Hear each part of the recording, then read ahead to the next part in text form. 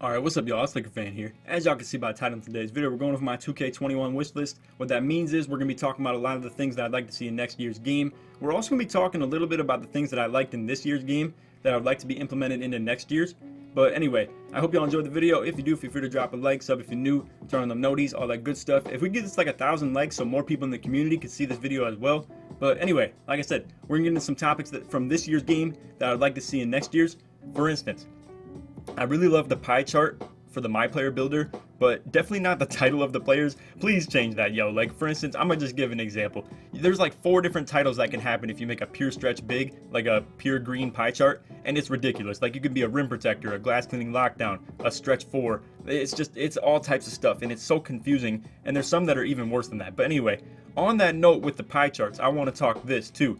I think if there's one thing that we could do differently, 2K, it's different percentages of the pie charts. So for instance, there's 2 different types that they have right now. There's the pure pie chart where it's like 70 on like, you know, your main archetype, and then 10, 10, 10. So that's how they split it. And then for instance, there's another one. I don't know if it's 40, 40, 10, 10, or if it's like 35, 35, 15, 15, but y'all get the deal what I'm saying. We got 2 different types of pie charts right now. I think it'd be tight if we added like 2 more. So we could have one very original pie chart, like very different from the others, where it would be 25, 25, 25, 25. So just split it and you have equal ability when it comes to playmaking, finishing, shooting, and defending. I think that'd be an awesome thing, and it would kind of remind you of like maybe a 2K17 point forward, for instance. But anyway, then you have maybe like a 30, 30, 20, 20, a very balanced build, but is still a little bit better in certain aspects than, you know, your regular 40, 40, 10, 10. But anyway, you get the deal. Same thing as far as like we're staying on the topic of what I would like to stay.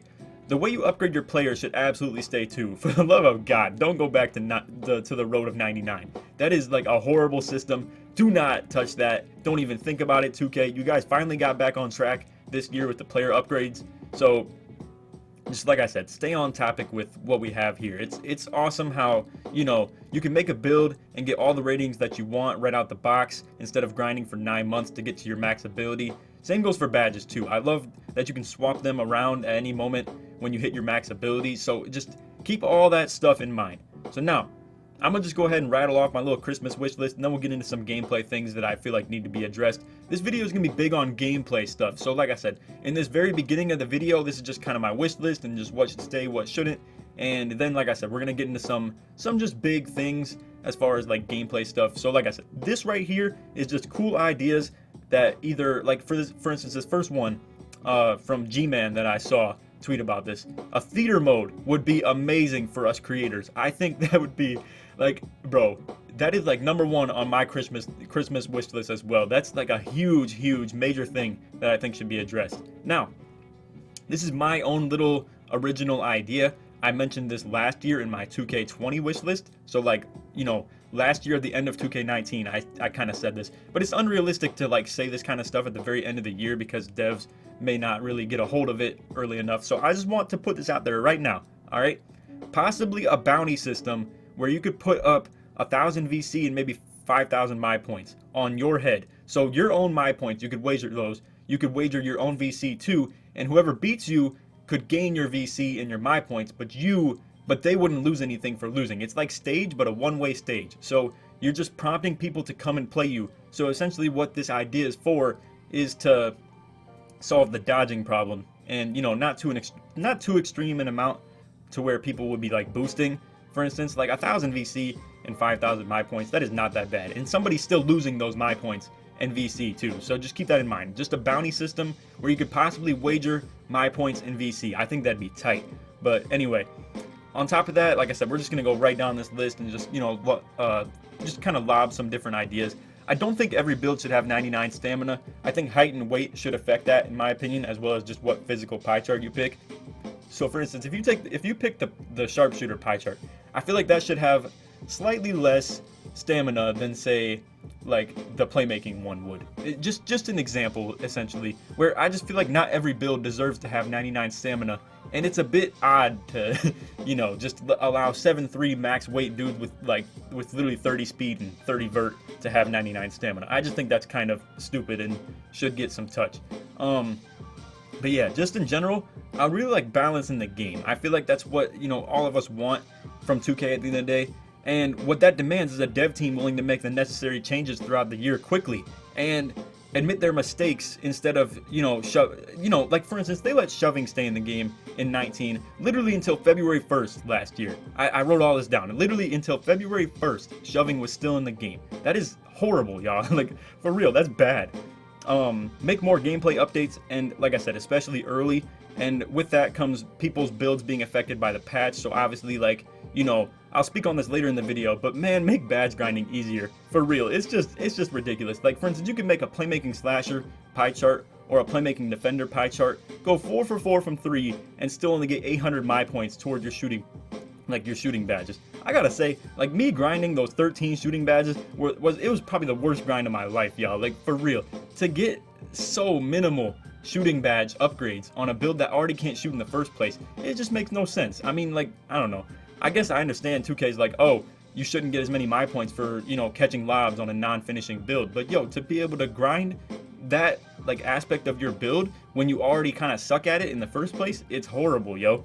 But anyway, this one's like so obvious that I forgot to mention it, but parks, obviously, at this point, I would say the dream outcome would be if they had 3 brand new affiliations next year, but I'm gonna assume that's not the case. I don't think anybody would be mad at this point if they went back to Rivet, Old Town, and Sunset. But I think it is a bit disrespectful to your consumers to just let your mediocrity be the reason everybody's content with going back to how things were from 3 years ago. And it was like that for 2 years in a row at that point too. So I don't know. It is a bit whack that your mediocrity can just allow people to settle for what you like were once great at. I'll just put it like that. But anyway, moving along. One thing I've learned about 2K over the years is they could really paint a masterpiece, right? But then feel they want to do better and just throw it in the trash. So then all we do is ask for it back, and for all we know, it may really just be gone forever just because they threw it in the trash. So I'll just put it like this. On that topic, I have a section specifically for dribble moves later in this vid, but for real 2K, if you added new dribble moves but don't remove the ones that are already in the game, I'm telling you, just bring all of them back. Like, have just a huge collage of all the size up packages like Elite 3, that SOLLUMINATI used to be doing back in the day. We need that good like Elite 5 behind the back from 2K17 that I was doing as well. But keep all of the stuff that's already in the game. Just let people, I don't know, just let people be creative, okay? And customization is a major thing for us in the community. We want people to be able to play differently from each other and have their own style, but it seems every year there's literally only one good dribble move for every category and every package, and we all just end up with the same exact SIGs, and it's horrible, yo. Like, if the more dribble moves there are in the game, the more willing people are going to be, putting new things on as well and be different from people. So we'll get back to that point in like literally 30 seconds, but this is where we kind of just chain into the whole like dribbling aspect of the game. So now we're gonna go through, like I said, a bunch of different, we're going dribbling, shooting, defense, slashing, and then just something to summarize all of it up. So hope this video doesn't go too long, like 25 minutes, but we'll try to keep it all pretty slim. But anyway, like I said, we'll get back to that dribbling point, but real quick, movement needs to be changed. Old games like 2K11 and 16, they had this movement system that felt like you could just move properly with your left stick alone. Now, with that said, obviously, you can't just have only good left stick movement and not have good dribble animations and stuff like that. We can't be letting these bums just go left, right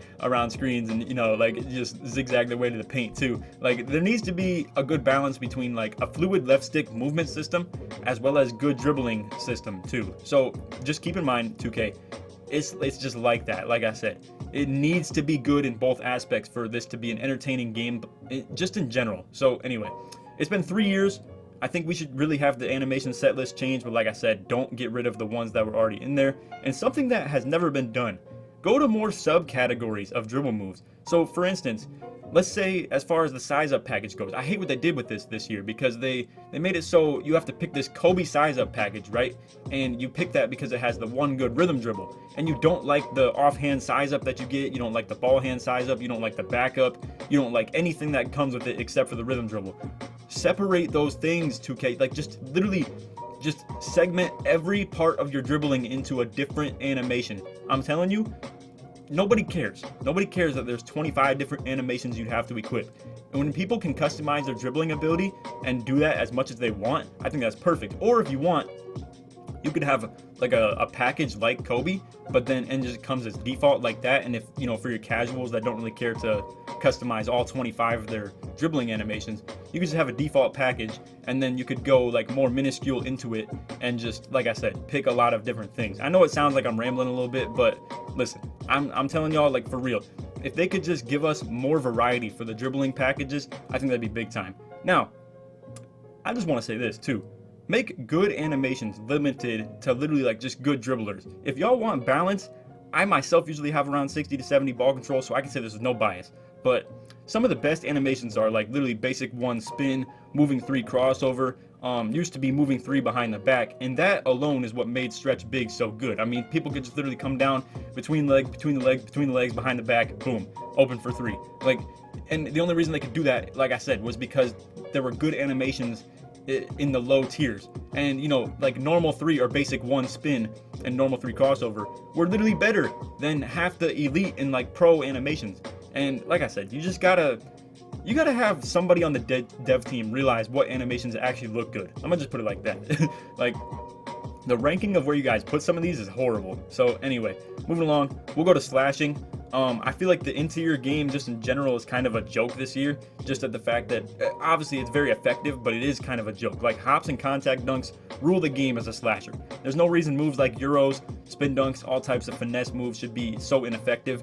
And one other thing to mention as far as driving goes too, restrict things like long athlete and like really good layup packages. I just feel like a lot of times 2K doesn't realize what packages are really good until like the game moves on too long, and then it's too hard for them to just restrict it and be like, oh no, never mind, you can't have this. Because I'm sure there's some type of marketing thing where they're like, where, you know, people can make the case, oh, I made this build to be able to do this move, and then when they, you know, raise the minimum threshold of like what rating you need to be able to do the move, like for instance, imagine they made contact dunks like 2 driving dunk higher, then all of a sudden everybody's so mad at them because they just like literally raised the cap, and now thousands of people's builds just suck because they don't have contact dunks. Anyway, you get the point. They need to restrict things like long athlete layup package to builds with higher driving dunk and driving layup ability. Like, it just doesn't make any sense to give such great animations to such low ratings and such like incapable people. It's honestly what makes these two-way slash plays so dominant, at the fact that, you know, they don't even need to have anything more than 70 driving layup, and then boom, they can do long athlete layup package, get the hop dunks, get crazy dunk packages. It's just wild. I have one other idea as far as driving goes too. Give more purpose to deciding like what you want to do when driving. Put more skill into finishing. If you go for an unreasonable dunk, make people miss the dunk. Allows you to, you know, utilize your high skilled finishing builds to separate itself from like an outside point guard who has 50 driving dunks. So basically what I'm saying though is, like, if you're going for a dunk, go for a dunk. Don't bail them out by just giving them a layup when they go for a dunk, right? Like, make it so if you go for one and you like are unreasonable for going for that, they just miss the dunk. That happens in real life. Let people decide whether they want to go for a dunk or a layup, and in situations that actually make sense to go for a really skilled finesse layup or like spin dunk or things like that, people won't just be bailed out by, you know, still having a decent animation happen afterwards. I hope y'all kind of understand what I'm saying with that. It's kind of hard to articulate it into like, you know, understandable words, I guess, but y'all get what I'm saying. Just make it so you can decide what you want to do in finishing more, and if it's unreasonable and not realistic to be able to finish that, then you just, that's your own failure and stuff like that. And like I said, it would really distinguish the difference between builds with good finishing ability and those with not. So anyway, moving along into the shooting aspect, I'm not exactly sure what I want to happen with the 60 to 70 3-pointer rim sharps or like playmaking defender type dudes. I just think them being able to green every single jump shot they take, even if it's like, you know, timed perfectly, is still, it's just kind of whack, y'all. Like, for real, what's the point? If you're skilled, right? If you are skilled at this game and you can shoot, like, you know, you can shoot greens on every single jump shot you take with 70 3-pointer, just flat out like that. I don't really, you know, there's a different variants of badges you can use for them, but if you can just green every single jump shot you take with 70 3-pointer, what's the point of having anything higher than that? There's just really no, you know, reason to be a playmaking sharpshooter and try to ISO when you can do the exact same thing with a playmaking defender. It's real, there's not a lot of balance when it comes to the 3-point shooting and stuff like that, and it's been like that for years on years. And I think if 2K finally railed the people that get 73-pointer and stuff like that, or especially like, yo, you should not be shooting greens if you have 53-pointer. I don't care who you are. If you have 53-pointer and 2 shooting badges or 3 shooting badges, you should not be shooting consistent greens no matter who you are. That is like ridiculous that you can make a pure lockdown and still be just splashing that thing from the corner. And like I said, I understand there should be a skill gap, yes, but the people who hop on a 53-pointer build should not feel like they can literally just green every shot they take. That's just unrealistic and it doesn't make any sense. I like the contest system to an extent. I just feel like the hands up can be a bit delayed at times. They gotta do something about them post hooks and post fades too, yo. Like, if I go into next year's 2K and we got contested post hooks and fades dropping on a ridiculous rates, we got problems. And with that said, they really should have already addressed that when it comes to like this year's game in 2K20. Same goes for the hop dunks and all that stuff too. It's just like, I don't know, it's just real absurd how they just let all this stuff slide and, you know, let all this happen, really. But anyway, with all that said, as you can tell by this whole video, I'm all about balance. So when I say nerf the post hooks and post fades, obviously this year that's all post scorers had. They really can't do anything as far as like standing layups. The drop steps are pretty whack this year too. I'm just saying, like, if anybody's watching this from the dev team, just reference 2K17 when it comes to post scoring. It just makes complete sense to do that. There was so much more skill to post scoring in 2K17, and like I said, just reference 2K17 when it comes to post scoring. They had great movesets, situational moves mattered. You couldn't just you know, use the drop step as a crutch, or like the post hook as a crutch like you did in 2K19 with the drop steps, 2K20 with the post hooks. You couldn't just use one move as a crutch and just go to it every single time. Same goes for the contact finishers, like, or the slashers with, you know, contact dunks and hop dunks. Like, allow us to have more variety, and people won't just sit here and say like, oh, it takes no skill to be on a slasher, it takes no skill to be on a post score. Allow these things to have skill, 2K, for real. Like, it just makes a lot of sense to me. But anyway, final thing that we're gonna address as far as gameplay goes is defense. So there's a lot to defense this year that's really wrong. We got about 10 badges that don't even work. I feel like I be seeing people with no pickpocket and 30 steal get just as many on-ball steals as I do like real lockdowns. If we're being honest, the only reason lockdowns are even good is just because their offense is in a roadblock. Like I was saying, you got pure locks who can shoot in the corner consistently. You got, you know, two-way slash plays who can get contact dunks and speed boost and shoot from half court.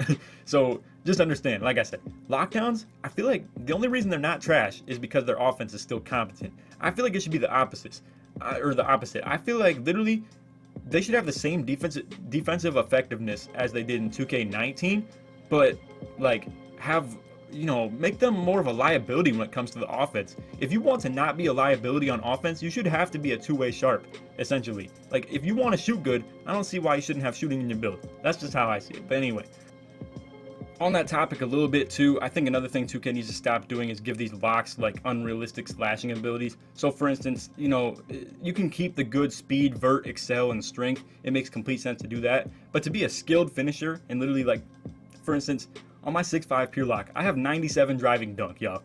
A pure lockdown defender like has 97 driving dunk. It's just ridiculous how that's even a thing. But anyway, defense in general, rather than just lockdown defense, will kind of address this as well. I think I speak for everybody when I say this, but it needs to be more responsive, or at least implement a badge that does so, because it's just very delayed movement on defense. And honestly, you get what I'm saying. If offense was more fluid, and defense was more fluid, I feel like we would have no problems here. But the fact of the matter is they're both very stiff, and it's just a hard game to move in.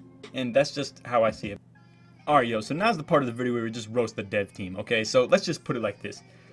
And I don't mean any offense by this, you know, obviously these dudes are trying to do a decent job. I just sometimes feel like they're selling themselves short. They could be doing a lot better than what they already are. But anyway, let's be real, 2K. I have literally zero clue as to what y'all were thinking about making the badge grind so ridiculous this year. I usually make 10 plus builds every year because I see a new aspect of the game that I want to try out, but I definitely don't want to spend a month or like literally probably 80 hours of gameplay to max this build out that I just want to try out.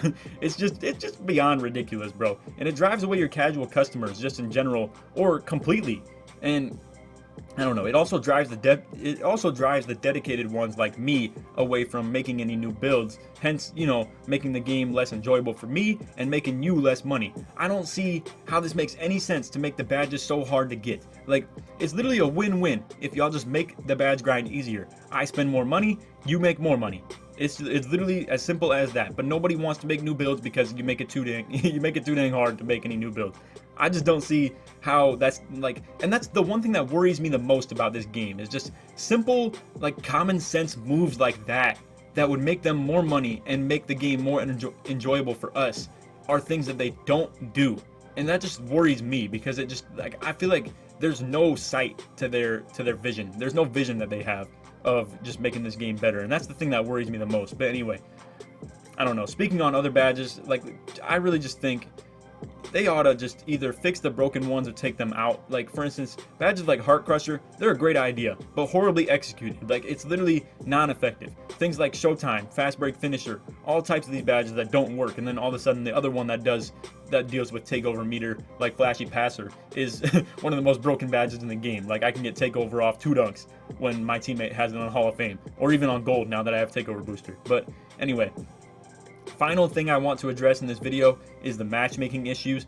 Y'all really better fix, like, Pro-Am next year, whether it's 3v3 Pro-Am or Team Pro-Am. It's honestly disgusting that I'm to the point where I have to settle for quote-unquote next year. Like, literally all you have to do is set the matchmaking type back to how it was early in the year. My team was #1 on Xbox, I got to Elite Silver, and then all of a sudden they made a matchmaking update that disabled us from ever really finding a matchup again, and had to disband the team just to start a new one and never be able to find a game once we hit Pro Bronze again. And it's just repeat. Once you hit Pro Bronze, you cannot find games, and it's really just, it comes down to that. So anyway, obviously the one we all know of is, you know, find something to do about the park vacancy. Like, for instance, the fact that I've never been on a streak more than 24 since 2K17, and the only reason I got to a 24 streak in the park was because I was doing it for Kobe, but and I was streaming. But again, without streaming, without a logo, without anything like that, it's literally impossible to streak in this game. And y'all just gotta find something to do when it comes to, like, the vacancy of the park, where, like, you know, all the stores are in the same place, all the people are, you know, like, just flying around, walking around through it, and then it just becomes a ghost town in, like, literally less than an hour. Anyway, that's all for the vid. If you guys enjoyed, feel free to drop a like, sub if you're new, all that good stuff, turn on them noties. And if you made it to the very end of the vid, put 21 in the comments to show your support that you made it all the way through. If we get this to like 1,000 likes, I'd really appreciate that too, and have more of the community see this, for instance. But anyway, other than that, I hope y'all enjoyed, and take it easy, man. Peace.